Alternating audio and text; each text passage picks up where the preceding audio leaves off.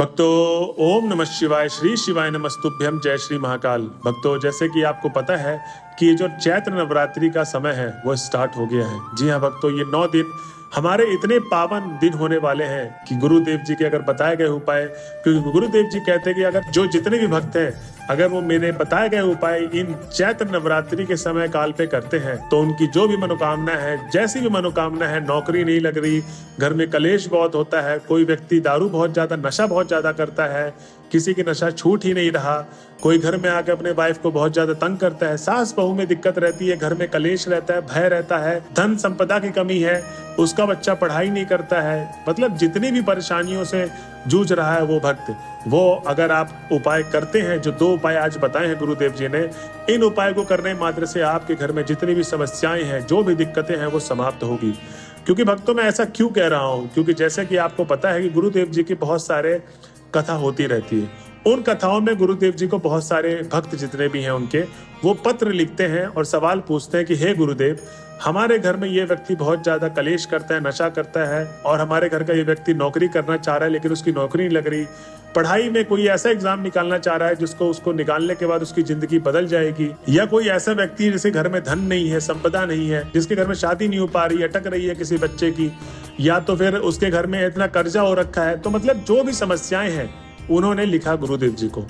अब गुरुदेव जी ने जब ये सारी समस्याएं पढ़ी, ठीक, तो पढ़ने के बाद गुरु जी ने बोला कि जब भी दुर्गा माता का चैत्र नवरात्रि का समय आता है, किनका, माता दुर्गा चैत्र नवरात्रि का जब भी समय आता है, तो जो मैं उपाय आपको बताने वाला हूं, ये उपाय आप उस समय काल पे करना, आपकी जो भी मनोकामना है वो अवश्य पूर्ण होगी।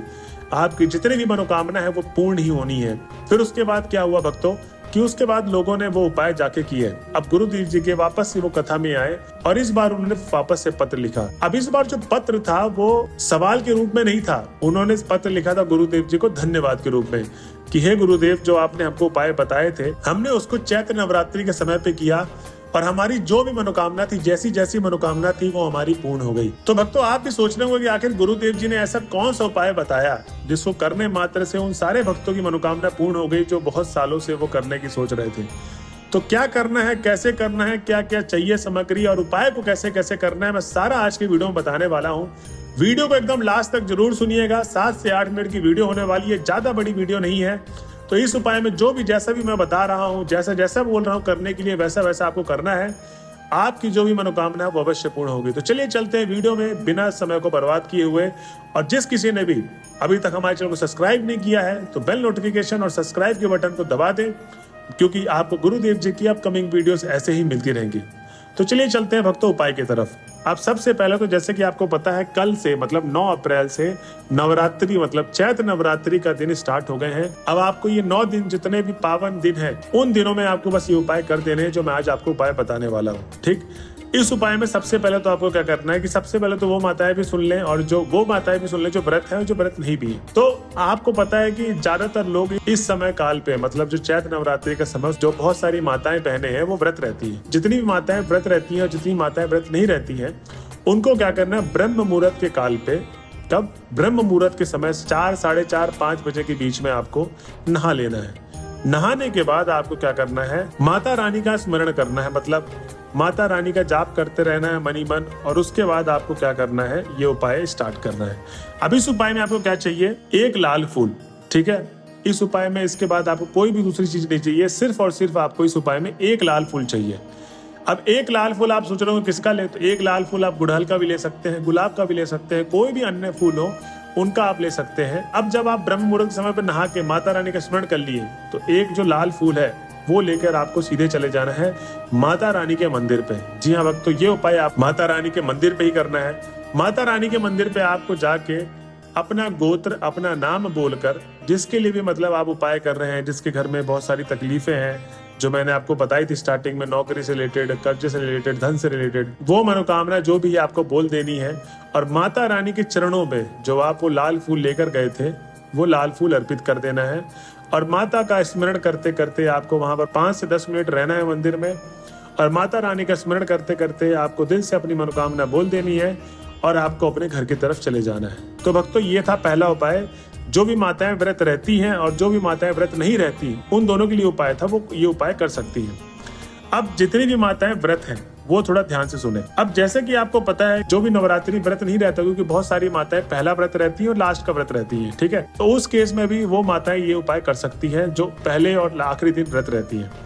अब इसमें क्या करना है, सबसे पहले तो जितनी भी माताएं हैं वो सब कन्या भोज तो करवाती हैं। नवरात्रि चाहे ठंड की हो चाहे गर्मी की हो, उसमें कन्या भोज सबसे बड़ा पार्ट माना जाता है, ठीक है। तो जब आप कन्या भोज करवाएंगे 7वें दिन, 8वें दिन, 9वें दिन, जब भी लोग करवाते हैं उस दिन आपको क्या करना है, जब भी आप कन्याओं को खिलाएंगे खाना, ठीक है, तो कन्याओं को खाना खिलाने से पहले जो भी आप करती हैं वो तो करिए उनके साथ, जैसे पूजा करती है, कन्याओं का पाँव धोती हैं, टीका लगाती हैं, तिलक वगैरह लगाने के बाद आप उनको खाने के लिए देती है। तो आपको पूजा आरती करने के बाद कन्याओं की सबसे पहले आपको क्या करना है, जब पूजा आरती कर रही होंगी तो आपको हर कन्या के लिए, मतलब अगर आपने 11 कन्या बुलाई हैं, 7 कन्या बुलाई, जितनी भी कन्याएं आपने बुलाई हैं, आपको हर कन्याओं के लिए एक लाल वस्त्र लेना है।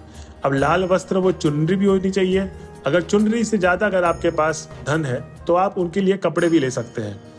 अब लाल वस्त्र आपको उनको समर्पण करना है। चुनरी अगर आपने ली है तो उनके सिर पे रखना है, ठीक है, उनके माथे पर आपको चुनरी रख देनी है और उसके बाद कन्याओं का पांव छू के आपको उसके बाद उनको खाना देना है, ठीक। तो ध्यान रहे कि इस उपाय में जो सबसे इंपॉर्टेंट चीज है वो है लाल कपड़ा, मतलब लाल चुनरी हो या लाल कपड़ा आप कन्याओं को कोई भी दे रही हो तो वो सिर पे रखा रहना चाहिए। जब भी वो भोजन करे उससे पहले, तो जो भी पूजा अर्चना आप आरती करेंगी कन्याओं को, आप वो पहले लाल वस्त्र उनके सिर पे रख दीजिए, उसके बाद ही उनको बोलिए कि आप भोजन ग्रहण करिए, ठीक है। ये उपाय आपको कर लेना है। अब भक्तों, ये जो उपाय मैंने आपको बताया है कन्याओं को जिस दिन भोजन कराते लाल वस्त्र वाला, ये उपाय भी आपकी कैसी भी मनोकामना है, चाहे बच्चे से रिलेटेड जो आपका बच्चा पढ़ाई नहीं करता, चाहे उससे रिलेटेड है कि जो बच्चा नौकरी करना चाह रहा है उसकी नौकरी नहीं लग पा रही है, या जिसके घर में बहुत ज्यादा पति उसका कलेश करता है, नशा नहीं छोड़ता, घर में सास बहू का बहुत ज्यादा ड्रामा रहता है, कलेश मचा रहता है, सुख समृद्धि सबके लिए ये उपाय है। कन्याओं से आप आशीर्वाद लीजिए जब उन्हें भोजन आप करवा देंगी और उसके बाद आप उनको दक्षिणा देके आप उन्हें विदाई कर दीजिए प्यार से, ठीक है। तो ये था उपाय जो गुरुदेव जी ने 2 उपाय बताए थे कि किसी भी इन 9 दिनों में आप करते हैं ये उपाय तो आपकी जो भी मनोकामना है वो अवश्य पूर्ण होगी।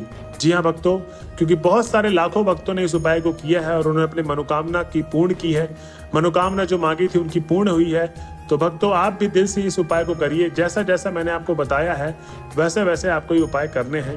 बस ध्यान रहे कि इन 9 दिनों के अंदर ही आपको ये उपाय कर देने हैं, तभी आपकी जो भी मनोकामना होगी वो पूर्ण होगी। तो भक्तों, माता रानी का सबसे शुभ दिन चल रहा है, तो आप माता रानी का जाप करते रहिए, स्मरण करिए। मिलते हैं अगले वीडियो में, बने रहें ऐसे ही हमारे चैनल में। गुरुदेव जी की आपको वीडियोस आती रहेंगी और जो भी अभी तक हमारी वीडियो में बना हुआ है तो वो कमेंट बॉक्स पे श्री शिवाय नमस्तुभ्यम जरूर लिखते हैं, जय माता भी लिख सकते हैं। मिलते हैं अगले वीडियो में, जब तक के लिए हर हर महादेव।